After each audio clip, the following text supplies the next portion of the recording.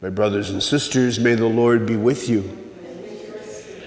A reading from the Holy Gospel according to Luke.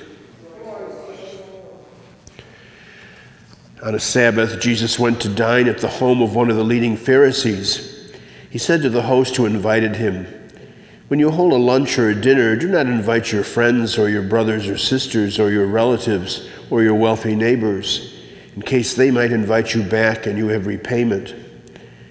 Rather, when you hold a banquet, invite the poor, the crippled, the lame, the blind. Blessed indeed will you be because of their inability to repay you, for you will be repaid at the resurrection of the righteous." The Gospel of the Lord.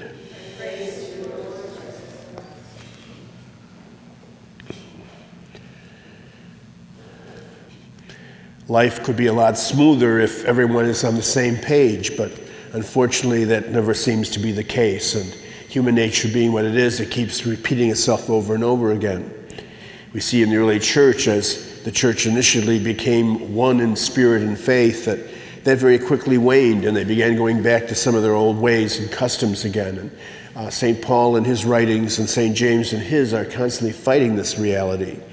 Paul, especially the church at Corinth, has to get on their backs because they end up turning the celebrations of Eucharist in conjunction with celebration of a banquet into a way to vie against each other, to the point where he even suggests that some of them end up bringing much more lavish things for the banquet and don't allow other people to be part of it.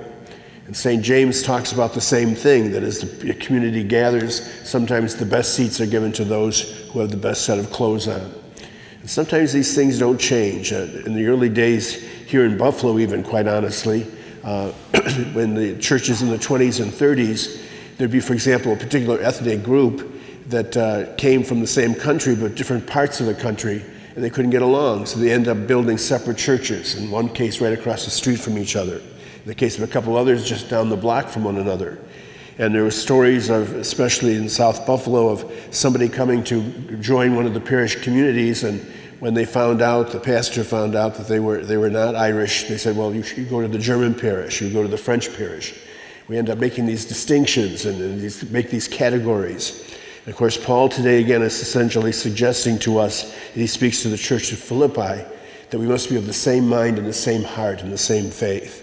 And so perhaps as we ourselves make our own journeys, let's be mindful of sometimes the ways we either very subtly or unconsciously tend to kind of make roles for people and make some people far more important than others, rather than the reality that Jesus suggests that before his eyes, all are important.